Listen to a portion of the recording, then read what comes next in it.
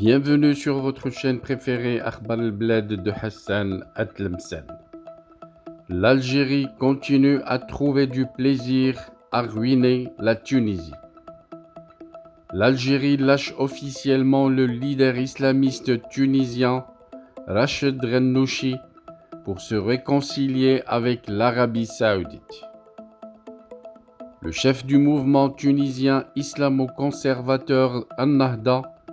Rached Ghannouchi, a été officiellement lâché par le régime algérien.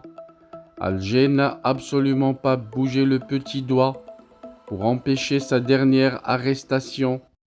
entrevue cette semaine, alors qu'elle est d'habitude très regardante sur la moindre évolution des rapports de force au sein de la classe politique tunisienne. Si le chef du mouvement tunisien islamo-conservateur Ennahda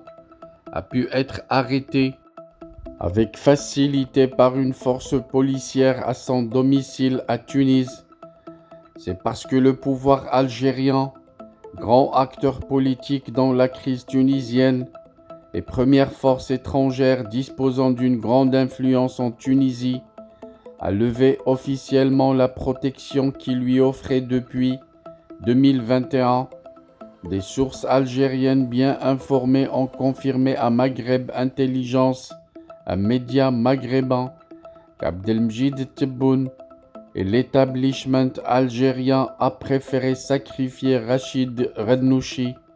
pour se rapprocher de l'Arabie saoudite, avec laquelle les rapports sont très froids et tendus. Il faut savoir que jusque-là, un deal liait le président tunisien Kais Saïd à Alger. Tebboune et les dirigeants algériens lui offrent un soutien indéfectible et une protection absolue tant qu'il respecte certaines consignes liées à quelques lignes rouges tracées par le régime algérien. L'une de ces lignes rouges était l'intégrité physique et morale du leader d'Ennahda, un parti islamiste longtemps ménagé, voire adoubé par Alger, dans le cadre d'une stratégie régionale visant à domestiquer les frères musulmans en Tunisie pour les empêcher de propager leurs idées hostiles au pouvoir sécuritaire et militaire en Algérie. Bien avant l'arrivée de Kais Saïd au pouvoir à Tunis, Rached Ghannouchi entretenait de bons rapports avec Alger et plusieurs accords de bonne entente avaient été conclus par les islamistes tunisiens avec le régime algérien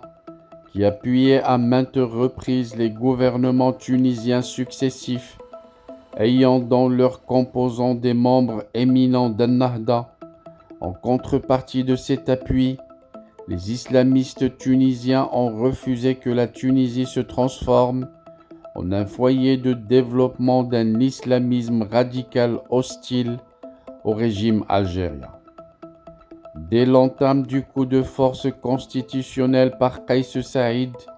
à partir du 25 juillet 2021, le régime algérien a noué un deal avec le maître de Carthage pour assurer une certaine protection à Rached Ghannouchi dans l'optique de garantir un certain équilibre des pouvoirs qui serait favorable aux intérêts de l'Algérie en Tunisie. Ce deal semble avoir été rompu, assurent les mêmes sources, en raison de l'impératif dicté par Alger de se réconcilier rapidement avec l'Arabie saoudite,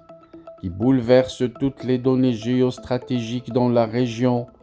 depuis qu'elle a enterré la hache de guerre avec l'Iran et ses alliés au Moyen-Orient.